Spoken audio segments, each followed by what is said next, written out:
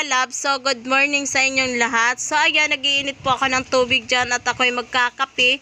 So ayan, mainit na po yung tubig natin. So ayan, nilagyan ko na po yung tasa ko.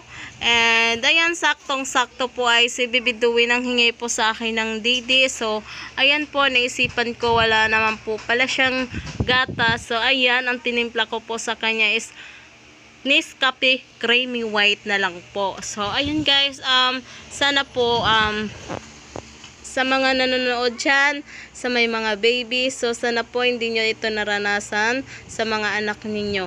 So sobrang nakakaawa po talaga pala pag ang anak nyo ay dumididi ng kape.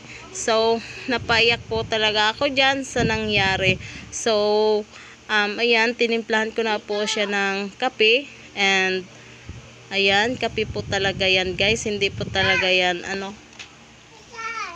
So ayan, kung makikita nyo yan guys, ayan, natapon pa yung kape. So ayan guys, nakikita ko po talaga kay Baby Duwen is gutom na siya. Kaya ayan, inalog-alog po natin yan. And maya maya nilagyan ko po yan ng tubig na hindi po mainit, mineral po. So ayan, nilagyan ko po ng ayan, hanggang kalahati po. So ayan na, nilagyan ko na po. So alog-alogin po natin ulit. And ayan guys, ibigay ko na po sa kanya at siya ay dididi na. So makikita nyo naman yan guys, gutom na po talaga yung baby ko. So sana po hindi nyo to maranasan. Thank you sa mga nanood. Bye!